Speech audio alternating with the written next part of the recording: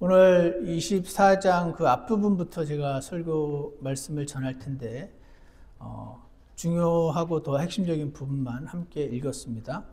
오늘 우리가 읽었던 이 본문 안에는요, 예수님의 지금 제자 2명이 나옵니다. 근데 이 2명의 마음이 한마디로 우리 성경에 지금 뭐라고 기록이 되어 있냐면 슬픔입니다. 이들의 마음이 지금 슬픔으로 가득 차 있습니다. 왜냐하면 그들이 기대했던 예수님이 돌아가셨기 때문이었습니다. 이들에게는 자신들이 믿고 사랑하고 따르던 분이 돌아가셨고 다시는 볼 수 없는 상황에서 충분히 슬퍼할 만한 그런 상황이었습니다. 이들에게는 충분히 낙심할 수 있을 만한 상황이었습니다. 오늘 우리는 이 말씀을 조금 함께 읽으면서 이 제자들의 상황 안으로 조금 들어가 보고자 합니다. 이 말씀을 통해서 제자들에게 충분히 슬퍼하고 낙심할 만한 그랬던 그 슬픔의 길이 어떻게 소망의 길로 바뀌게 되었는지 오늘 말씀을 통해서 함께 살펴보면서 동일한 은혜를 우리도 누리게 되기를 원합니다. 먼저 누가복음 24장 13절 말씀을 한번 보시기 바랍니다. 여기 보시면 제자들이 지금 낙심해서 슬퍼하고 있는 모습을 보게 되는데요. 보라, 바로 그날에, 여기서 그날은 예수님의 부활 소식을 들은 날입니다. 지금 몇 사람이 예수님의 무덤에 갔다 왔는데 이상하다. 시체가 없다. 천사를 봤는데 예수님이 살아나셨단 말을 하는데 난 아직 살아나신 예수님을 보진 못했다. 이 소식을 들었습니다. 바로 그날에 그들 중 2사람이 29절에 있는 예수님의 제자들입니다. 예수님의 제자들 중에 2사람이 예루살렘에서 60스타디온쯤 떨어진 1스타디온이라는 단위가 185m입니다. 그래서 60스타디온은 약 11km입니다. 예루살렘에서 북서쪽으로 약 11km 떨어진 엠마오라 하는 마을로 지금 2사람이 터벅터벅 걸어가고 있습니다. 그러면서 14절에 일어난 이 모든 일들에 관하여 함께 이야기하더라. 얼마 전에 일어났던 이 예수님의 죽음과 관련된 사건이겠죠. 일어난 이 모든 일들에 관하여 함께 이야기를 하면서 지금 11km 거리에 떨어져 있는 그곳으로 2사람이 터벅터벅 걸어가고 있습니다. 이런 이야기를 했을 것이라고 생각합니다. 이보게, 자넨 정말 저들이 예수님이 다시 살아났을 수도 있다고 하는 말 진짜로 믿나? 옆에 사람이 말합니다. 네, 그 심정은 이해가지만 솔직히 그게 말이 되나? 어떻게 죽은 사람이 다시 살아나는가? 자네도 어디 가서 그런 얘기 하지 말게. 괜히 이상한 사람 취급받을 것세. 라고 말을 하자. 또 한 사람이 그렇지? 그나저나 우리도 살 길 좀 찾아야지 이제. 이제부터 뭐 먹고 살지 걱정일세. 그러자 옆에 사람이 이렇게 말합니다. 그러게 말일세. 우리가 그동안 거의 3년이나 그 양반 진짜 메시아인 줄 알고 얼마나 따라다녔나. 그 잘난 직업도 버리고 말일세. 내가 내 아내에게 얼마나 큰 소리를 쳤는지 아나? 여보, 좀만 기다려. 내가 보니까 이 양반 진짜 메시아야. 진짜 왕이야. 좀만 있으면 이 양반이 로마 황제를 무찌르고 로마 제국 위에 그 옛날 그 다윗 왕 때 그 우리 이스라엘의 최고 강국이었잖아. 그런 나라를 세우실 거야. 좀만 기다려. 그날이 오면 나도 국무부 차관 정도는 할 수 있을 거야. 라고 말을 하자. 옆 사람이 이렇게 말합니다. 자네도 그랬나? 나도 내 마누라한테 그렇게 말했는데. 난 이 양반이 진짜 메시아인 줄 알았거든. 왜냐하면 내가 확인도 했지 않은가. 진짜로 죽은 나사로를 살리더라고. 사람이 사람을 살린다는 게 말이 되나? 내가 실제로 그 자리에 있었거든. 내가 내 아내한테 이렇게 얘기했지. 여보, 좀만 기다려. 좀만 기다리면 고생 끝, 행복 시작이야. 이렇게 말했단 말일세. 하지만 이제 난 당장 어떻게 먹고 살아야 될지 아주 난감하네 그래요. 저는 이 두 사람이 터벅터벅 최근에 일어났던 일들을 이야기하면서 이런 대화를 주고받으면서 앞으로 어떻게 먹고 살 건지 의논하면서 걸어가고 있었다고 생각이 됩니다. 15절을 보시면 그래서 의논했단 말이 나오지 않습니까? 그들이 함께 이야기를 나누며 의논할 때 이제 뭐 먹고 살지 어떻게 살아야 될지 의논할 때에 예수님께서 친히 가까이 오사 그들과 같이 가셨으나 여기에 보면 부활하신 예수님이 이렇게 오셔서 그들과 같이 걸어갔다고 나옵니다. 근데 그들은 눈이 가려져서 그분을 알아보지 못하더라 라고 말합니다. 여기에 눈이 가려져서라는 표현이 그들의 눈이 붙들려서 라는 뜻이라고 합니다. 크라테오, 잡히고 붙잡히고 이런 뜻을 가지고 있어요. 그래서 마치 예전에 물이 포도주가 되게 하는 그 초자연적인 능력으로 아니면 예전에 엘리사의 종이 도단성에서 그 원래는 거기에 가득했던 그 불말과 불병거를 처음에는 보지 못하다가 눈이 붙들려 있어서 엘리사가 기도했을 때 비로소 눈이 열려서 보게 되었던 것처럼 지금 이 제자들의 눈이 가려져서 하나님의 초자연적인 능력으로 인해서 가려져서 그분을 알아보지 못했다라고 기록되어 있다. 저는 이렇게 생각합니다. 그런데 이 붙들린다는 표현에서 제가 이 말씀을 묵상을 했을 때 오늘날 우리에게도 이렇게 적용할 수 있다는 생각이 들었습니다. 사람이 실망에 붙들려 있으면 마음이 슬픔에 붙들려 있으면 그리고 불신앙에 붙들려 있으면 바로 옆에 나와 동행하고 계신 주님을 알아보지 못할 수 있구나 하는 것을 보여주시는 장면 같습니다.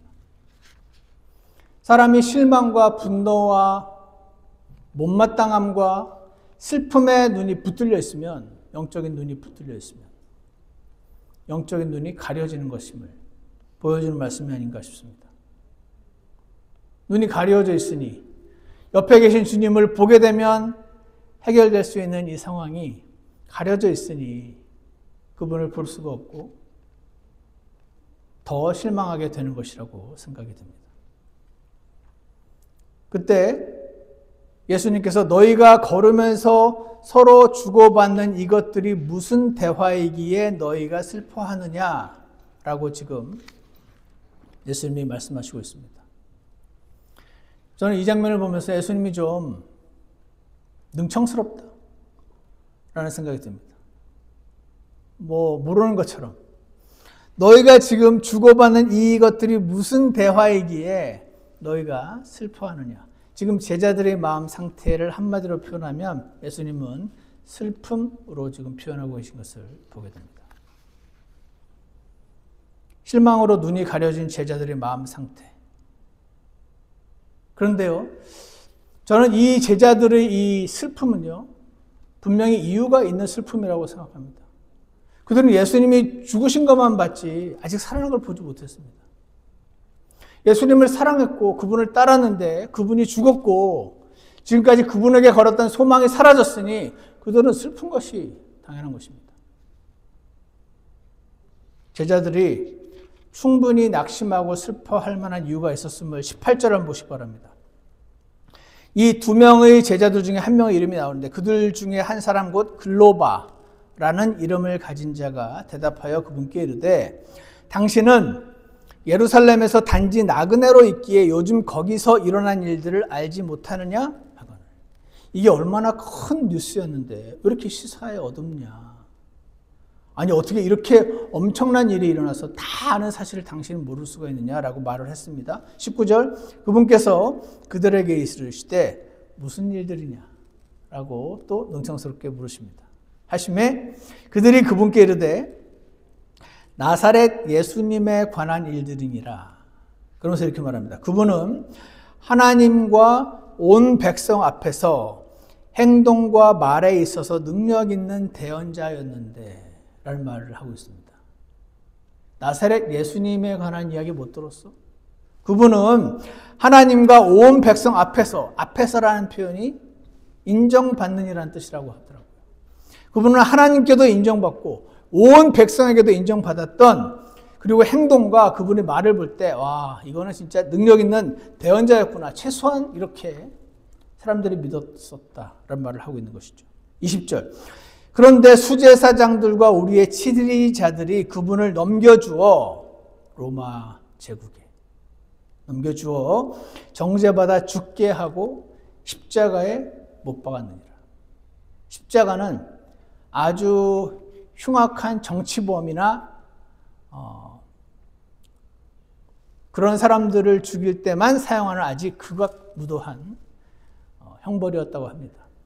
로마 시민권자들은 똑같은 사형 선고가 내려져도 십자가형으로는 죽지 않는다고 합니다. 너무나 고통스러운 형벌이기 때문에 그렇다고 하죠.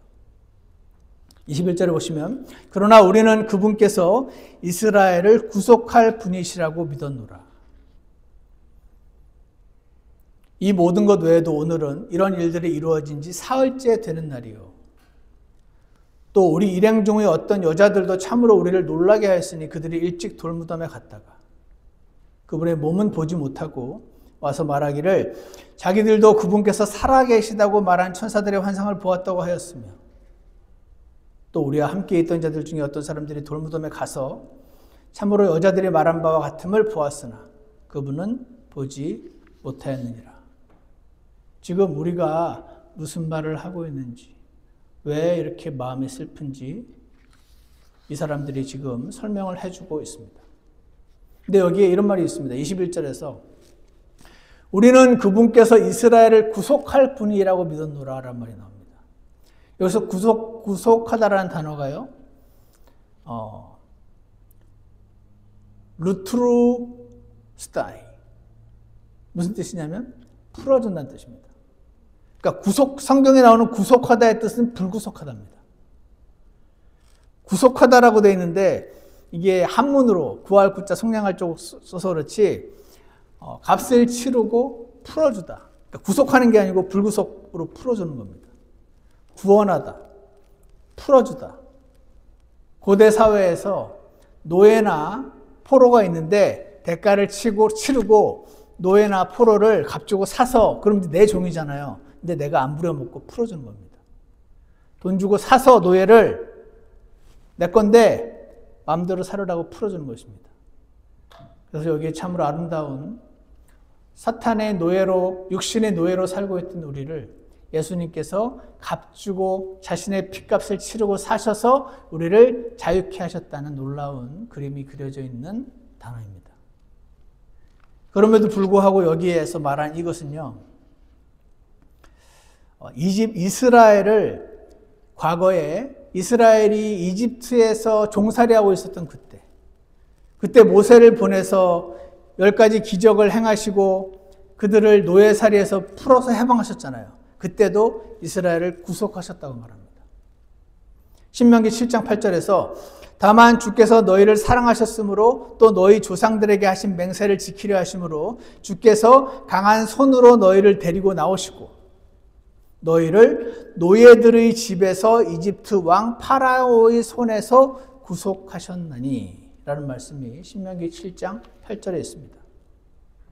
그래서 이 말은 오늘날 우리 그리스도인들이 볼 때 죄와 사망과 지옥의 형벌에 붙잡혀 있던 우리를 예수님의 보혈로 풀어주셨다는 놀라운 의미이긴 하지만 원래 의미는 당시 유대인들이 메시아, 왕에 대해서 가졌던 민족적이고 정치적인 기대를 반영하는 표현입니다.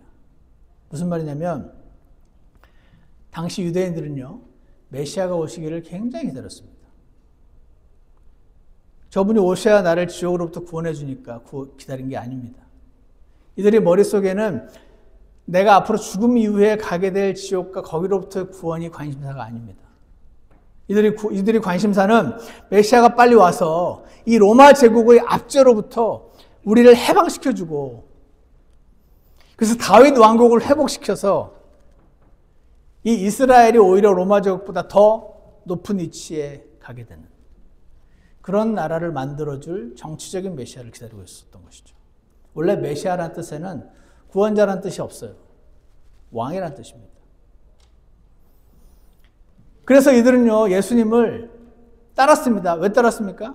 물론 예수님을 처음에는 이 메시아로만 알다가 예수님을 따르다 보니 이분이 그냥 메시아가 아니라 이분은 하나님 아들 같으네 하는 생각을 갖게 된 사람들도 많이 있었지만, 기본적으로 이들은 예수님을 따르게 되면 오늘 우리식으로 말하자면 한 자리를 차지하게 될 것이라고 생각하는 것이죠. 예수님이 죽는 걸 보면서 이들의 이런 소망이 무너진 것입니다. 지금 예수님이 죽으신 상태에서 나의 모습은 이제 앞으로 영광스러운 국무부 차관이 될 모습이 아니었던 것입니다. 지금 이 모습은 폐잔병과 같은 모습이요.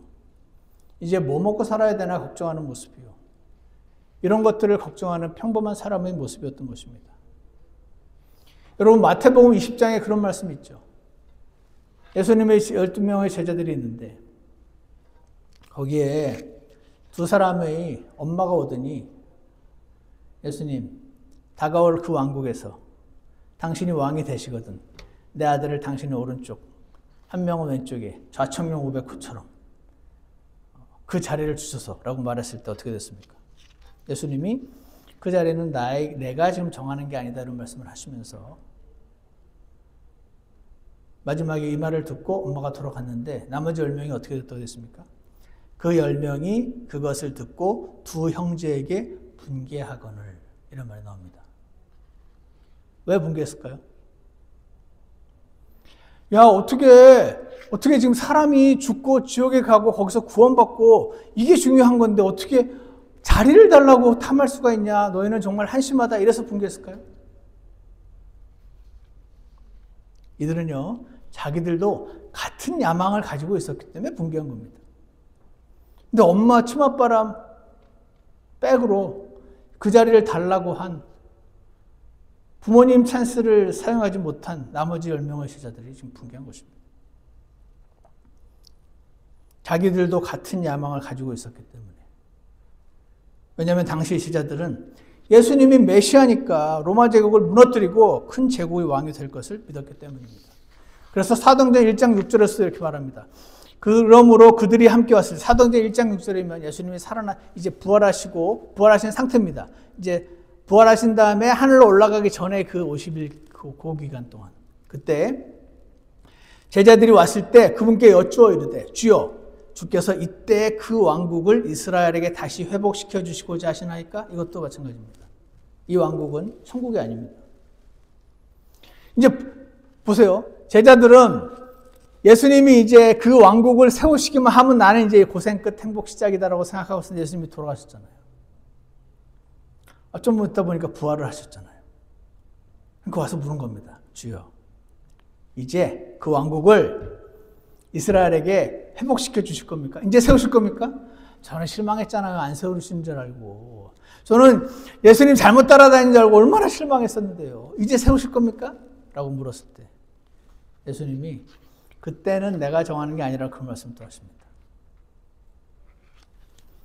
하지만 지금 이 예수님께서 살아나셔서 자신의 소망이 끝이 아니라 지속된다는 것을 아직 확인하지 못했던 이 제자들은 예수님의 죽음으로 인해서 모든 소망이 사라진 상태였던 것입니다. 우리도 어떤 것에 나의 모든 것을 다 쏟아 부었는데 그 일이 성공하지 못하면 낙심을 하게 되는 것이 당연한 것처럼 지금 제자들의 상태가 그랬던 것입니다. 엠마오로 가는 제자들은 지금 크게 실망하고 크게 낙담하고 슬퍼한 것입니다. 물론 이 낙담 안에는 저는 개인적으로는 사랑하는 예수님의 죽음 때문에 슬픈 것도 분명히 있었을 것이라고 생각합니다. 그리고 다시는 이제 못 볼 내가 사랑하는 분을 향한 그리움도 없지 않았을 것이라고 생각합니다. 하지만 핵심은 메시아를 통한 이스라엘의 회복, 그리고 자기들이 받게 될 영광, 이것이 무너진 데에 대한 실망이었던 것입니다. 그래서 이들은 충분히 낙심할 만한 이유가 있었다 하는 것입니다. 사랑하는 여러분, 여러분도 낙심하시거나 슬프시거나 분노하시거나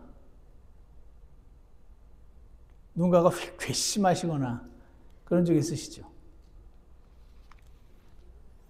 우리들은요, 아무런 이유 없이 그렇게 하지 않습니다. 우리가 누군가를 미워할 때는 충분히 그럴 만한 이유가 있습니다. 아무도 천사 같고 너무나 착한 사람을 공연히 미워하는 사람은 없습니다. 만약에 있으면 미친 사람이죠. 우리는 이유가 있어서 슬퍼하고, 이유가 있어서 낙심하고, 이유가 있어서 분개하고, 이유가 있어서 무너집니다. 우리가 슬플 때는 충분한 이유가 있어서 슬픈 것이고, 우리가 낙심할 때는 충분한 이유가 있어서 낙심을 하는 것입니다. 놀라운 것은 하나님이 이러한 저와 여러분의 마음을 다 알고 계신다 하는 것입니다. 다 아실 뿐 아니라 안타까워하시며 우리를 위로해 주기 원하신다는 것입니다. 어떻게 위로해 주십니까? 25절을 보시기 바랍니다. 25절을 보시면 이에 그분께서 그들에게 이르시되 오 어리석고 대언 자들이 말한 모든 것을 마음에 더디 믿는 자들이여, 그리스도가 이런 일들로 고난을 당하고 자기의 영광에 들어가야 함이 마땅하지 아니하느냐 하시고. 잘 보세요, 여러분. 이스라엘 사람들은 지금 메시아를 기다리고 있습니다. 이들의 전통상 메시아는 오셔서 자기들을 과거의 다윗 왕국처럼 부강한 나라로 만들어줄 왕입니다. 이들은 마치 과거에 한국 사람들이 일제의 압박 속에, 일제 치하에서 빨리 언젠가 해방될 날을 계속 기다리고 있었던 사람들처럼 이 로마 제국의 압제로부터 벗어날 날을 계속 기다리고 있었던 사람입니다. 그러니 빨리 오시면 이분이 이 로마 제국을 무너뜨리고 나라를 세워주실 걸 계속 기다리고 있었던 겁니다. 그러다 보니 성경에 메시아가 오시면 고난을 먼저 당한 다음에 영광에 들어간다는 말이 분명히 기록이 되어 있음에도 불구하고 이거를 다 잊어버렸습니다. 왜 잊어버렸을까요? 일단 우리는 우리 마음에 안 드는 성경 구절을 별로 안 좋아합니다. 안 좋아하기 때문에, 안 좋아하면 어떻게 됩니까? 기가 막히게 잊어버려집니다. 또 하나는 당시의 종교 지도자들이 이걸 안 가르쳤습니다. 그래서 저는 크게 이 두 가지 이유 때문이라고 생각합니다. 그런데 예수님 오셔서 말합니다. 내가 메시아 맞아. 하지만 내가 적어놨잖아. 고난이 먼저 있고 나서 영광으로 들어가는 거라고. 내가 당연히 먼저 죽고 부활해서 왕이 되는 거라고 적어놨잖아. 라고 말씀을 지금 하시는 겁니다. 이렇게 말하고 나면 아 맞아 그랬지 하고 이해가 될 것입니다. 그렇지만 또 고개를 돌리고 가다 보면은 다 잊어버립니다. 그러면서 26절 그리스도가 이런 일들로 고난을 당하고, 성경에 보면은 나와 같은 대언자가 올 것인데 그는 나무 위에 달려 죽을 것이란 말이 나온단 말이죠. 나무 위에 달린 자는 저주받는 자거든요. 그러니까 이들은 분명히 메시아가 나무 위에 달려 죽는단 말이 있음에도 불구하고 이게 잘 들었을 땐 알았을 텐데 제 생각에 잊어버렸던 것입니다. 이런 일들로 고난을 당하고 자기의 영광에 들어가야 함이 마땅하지 아니하느냐 하시고 모세와 대언자들의 글에서 시작하여 모든 성경 기록들에서 자기에 관한 것들을 그들에게 풀어 설명해 주시니라. 이사야서 53장에 나와 있는 이 내용이잖아. 창세기 3장 15절에 있는 여자의 씨가 여기 나잖아 하고 메시아에 관련해서 기록되어 있는 성경 기록들을 풀어서 보여주셨습니다. 그들이 가고 있던 마을에 가까이 이르렀는데 그분께서 더 가려는 것 같이 하시거늘 그들이 그분께 강권하여 이르되 우리와 함께 머무서서 때가 저물어 가고 낮이 많이 지났나이다 하니 그분께서 그들과 함께 묵으러 들어가시니라. 여기에 저는 이런 생각이 듭니다.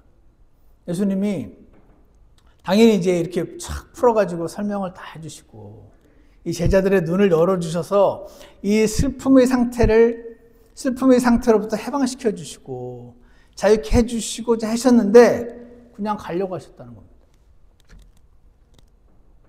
무슨 의미죠? 아니 그렇게 할 계획이었으면서 왜 가려고 하시죠? 붙잡으라고. 요청하라고.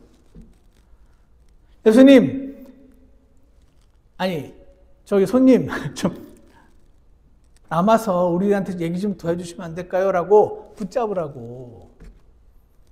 이들이 본인들이 선택해서 원하여 의지를 써서 구하라고 지금 이렇게 하신 것이라고 저는 보입니다.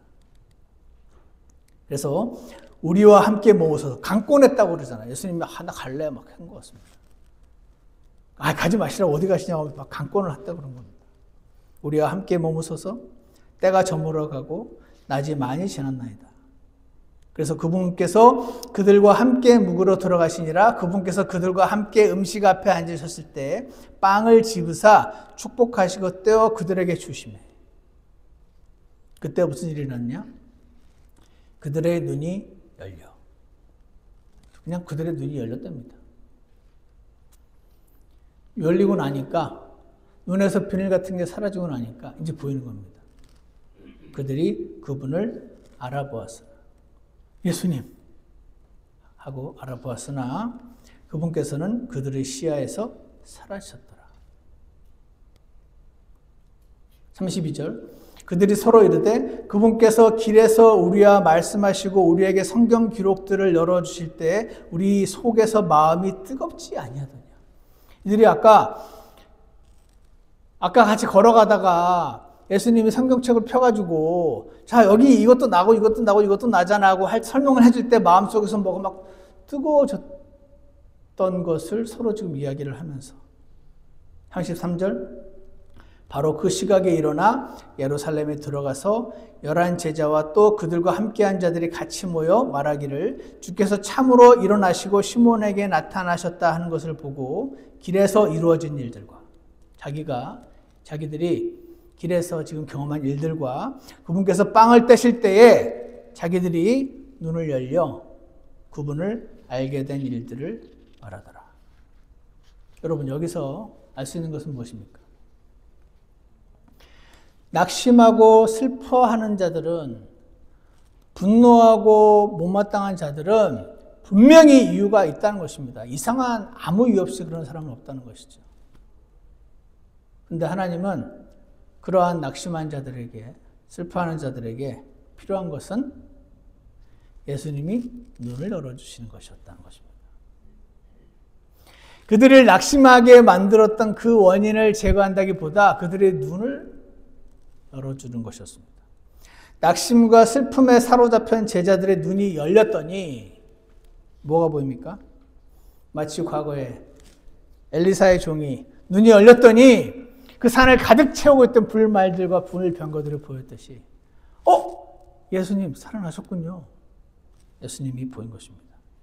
제자들의 눈이 열려서 낙심에 눈이 붙들려서 안 보이던 그 제자들의 눈이 슬픔에 그 눈이 붙들려서 보이지 않던 제자들의 눈이 열려서 예수님이 나와 함께 계셨네 하는 것을 보았던 순간 제자들은 낙심과 슬픔으로부터 풀려나게 된 것입니다.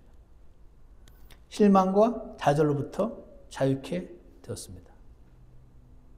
여기서 우리는 한 가지 배울 수 있습니다. 그럼 우리의 눈은 어떻게 열립니까? 여러분 지금 우리와 함께 계신 예수님이 어떻게 우리는 그분을 볼 수가 있습니까? 어떻게 합니까? 빵을 떼면 됩니까? 빵 갖다가 그렇게 막 떼면 됩니까? 어떻게 하면 됩니까? 이게요. 포뮬라가 없습니다. 그냥 은혜라고 부릅니다. Undeserved favor. 히브리서 4장 15절에 이런 말이 있습니다. 우리에게 계신 대제사장은 우리의 연약함의 감정을 몸소 느끼지 못하시는 분이 아니요. 여러분, 우리가 슬플 때 하나님이 야, 넌 한심하게 그런 걸 슬퍼하냐? 안 그러신다는 겁니다.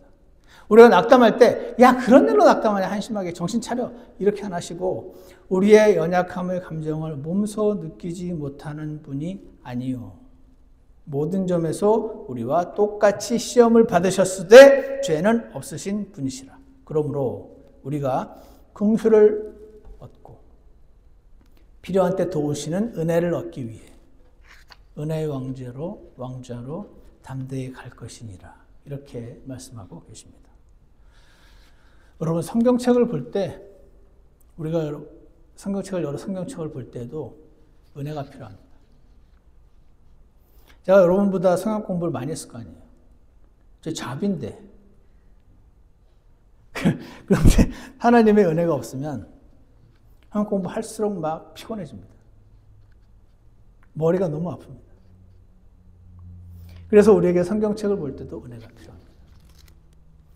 우리가 빵을 떼고 주의 만찬을 하고 서로 친교를 하고 식사 같이 한다고 늘 눈이 열리지 않습니다. 우리의 눈이 열리는 것은 은혜란 말은 하나님이 해주셔야 한다는 뜻입니다. 그럼 어떻게 해야 하나님이 해주게 할 것인가? 뭔가 방법이 있으면 내가 이렇게 키를 칵 열면 하나님이 항상 해주시게 하면 좋을 것 같은데 그게 안 되네. 그게 되면 우리가 주인이겠죠.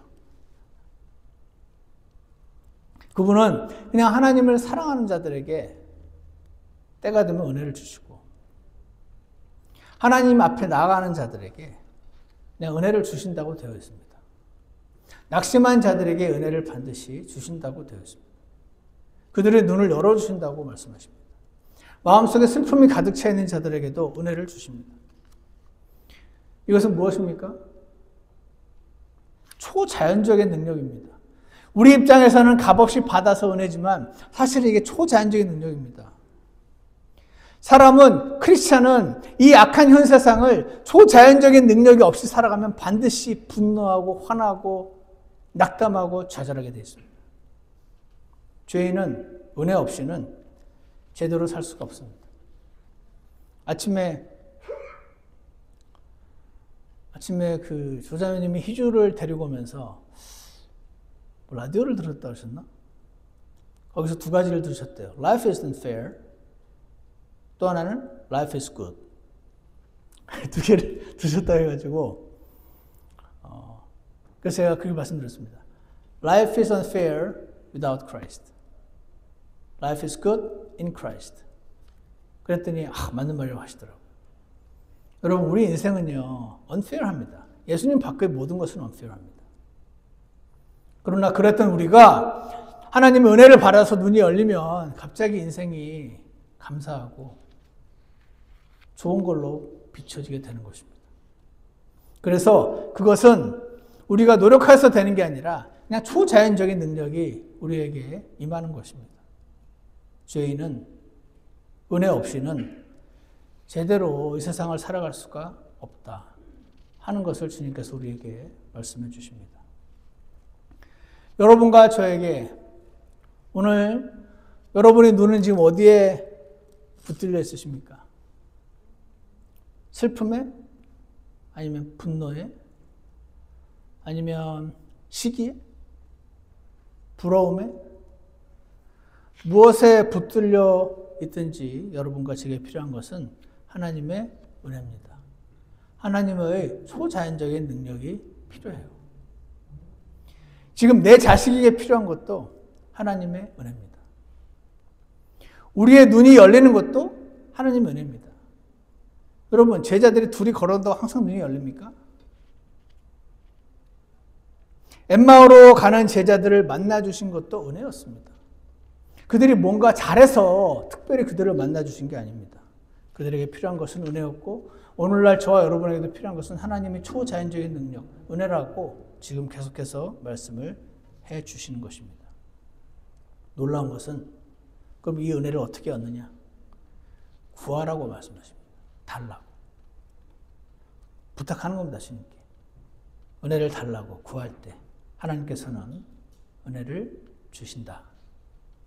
약속하고 계시는 것입니다. 우리가 인정하는 게 필요합니다. 뭘 인정합니까? 하나님, 제가 은혜가 필요한 사람입니다. 제가 연약한 자입니다. 하나님의 능력이 초자연적인 능력이 없이는 도저히 제대로 살 수가 없습니다. 이 사실을 인정할 때 하나님은 저 여러분을 반드시 만나 주실 것입니다. 사랑하는 여러분, 혹시 지금 마음에 깊은 슬픔과 낙심이 있으시다면 오늘 하나님의 은혜를 구하시기를 원합니다. 여러분의 마음이 눈이 분노나 실망에 붙들려 있다면 하나님의 은혜를 구하시기를 바랍니다. 분명한 것은 나만 이게 필요한 게 아니라 지금 여러분 이 주변에 앉아 계신 모든 분들이 다 필요하다는 것입니다. 그래서 주님, 제게 은혜가 필요합니다 기도하실 때 꼭 잊지 마시고, 주님, 저 자매님에게 많이 필요합니다. 제가 보니까 많이 필요해 보이더라고요. 저 자매님에게, 저 형제님에게 은혜가 필요합니다. 주님, 도와주시옵소서. 이렇게 구하시길 바랍니다. 하나님의 은혜를 주시는 순간 우리의 슬픔은 위로로, 낙심은 소망으로 변하게 될 것입니다. 슬픔의 길이, 제자들이 걸어갔던 그 엠마오로 걸어갔던 그 길은 슬픔의 길이었습니다. 낙심의 길이었고 좌절의 길이었고 그동안 쏟아부은 시간들이 너무 아깝고 앞으로 어떻게 먹고 살아야 할 것이며 이 예수님을 죽인 자들이 쫓아와서 나를 죽이면 어떻게 할 것인지, 나는 어떻게 어디로 도망갈 것인지 계획을 짜느라 복잡하고 마음이 불안하고 평안이 없는 그 슬픔의 길이 소망의 길로 바뀌는 것은 바로 하나님의 은혜였고 눈이 열려 예수님을 만나는 것이었다. 오늘 하나님께서 이렇게 말씀해 주십니다. 은혜의 하나님께서 여러분과 제 눈을 활짝 열어주시고 우리의 슬픔의 발걸음을 소망의 발걸음으로 반드시 바꾸어 주시기를 원하시는 분이 하나님이시니 우리는 그 하나님을 신뢰하고 주님 앞에 은혜를 구하는 자들로 발견되기를 간절히 원합니다. 제자들은 낙심해서 슬퍼하고 있었어요. 그런데 낙심하고 슬퍼할 만한 충분한 이유가 있었습니다. 하지만 하나님의 은혜가 임하면, 눈이 열리는 은혜가 임하면 예수님이 지금 나와 함께 하시고 그 사실을 알았을 때 가슴이 뜨거워지고 슬픔이 사라지고 슬픔의 길이 소망으로 바뀌었다는 사실을 기억하고 주님 앞에 나아가시는 저와 여러분이 되기를 원합니다. 기도하겠습니다.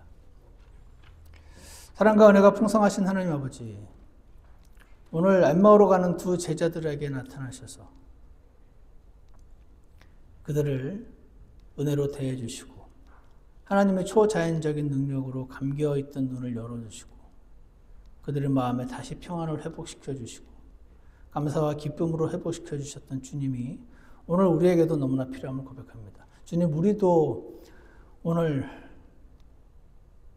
수많은 것들로 인해서 눈이 자꾸 붙들려서 감겨있고 나와 함께 계신 예수님, 내 옆에 있는 풍성한 이 생명수를 너무 잘 보지 못하고 그냥 터벅터벅 인생의 길을 걸어갈 때가 많음을 고백합니다.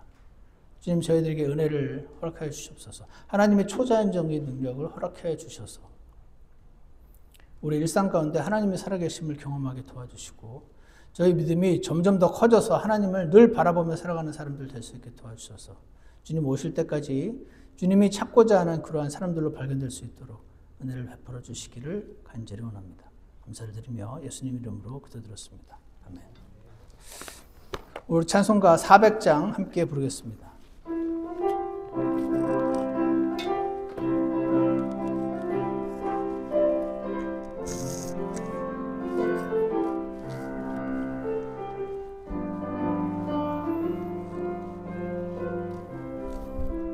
사방에서 고난을 당해도 괴로워하지 않으며 처한 일을 당할지라도 절망하지 않네. 주님 위해 핍박을 받아도 버림받지 아니하며 거꾸로 뜨림을 당해도 결코 망하지 않네. 주님이 언제나 나와 함께 하시네. 본향을 향하여 나의 길 다가도록 주님이 어디나 나와 함께 하시네. 찬송을 드리며 나는 예수 따름. 우리 잠깐 기도하는 시간을 갖겠습니다. 오늘 하나님께서 우리에게 주셨던 말씀을 잘 기억하시고 주님 앞으로 은혜를 구하며 나아가는 저와 여러분이 되시기를 원합니다.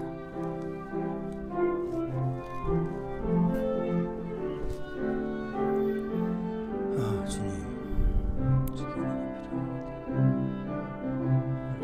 필요합니다. 메시지들에게 하나님의 주어진 은혜가 필요합니다. 눈을 뜨게 하시고 주옵소서.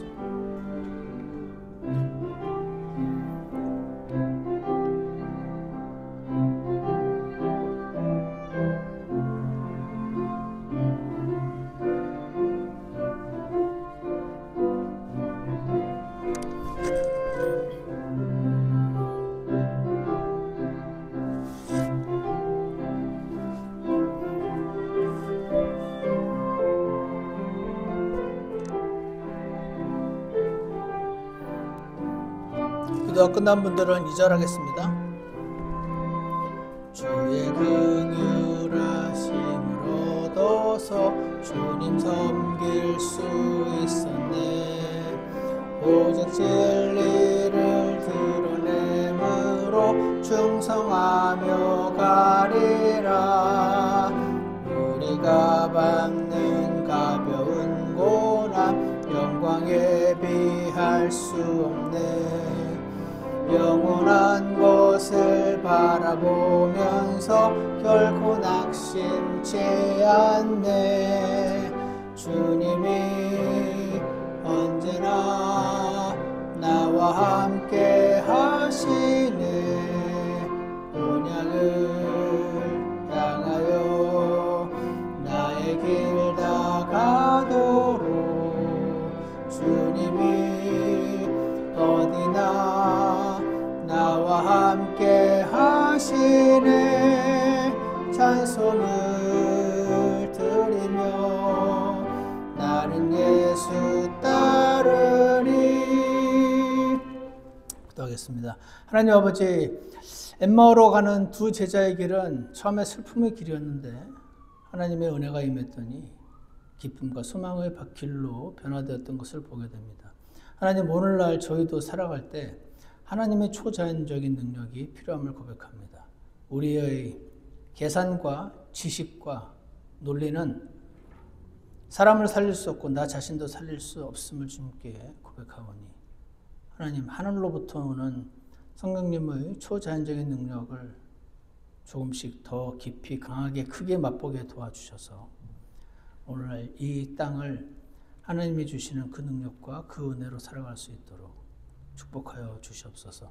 오늘 우리 일상을 살아가며 수많은 어려움에 지금 눈이 붙잡혀 있고 귀가 붙잡혀 있는 주님께서 사랑하시는 귀한 성도님들의 마음을 주님께서 위로해 주시고 은혜를 풍성히 부어주시고 초자연적인 능력을 경험케 도와주셔서 주님 앞에서 인정받고 잘했다 칭찬받고 주님을 기쁘시게 하는 자들을 발견되도록 주께서 인도하여 주시옵소서. 예수님 이름으로 기도드렸습니다.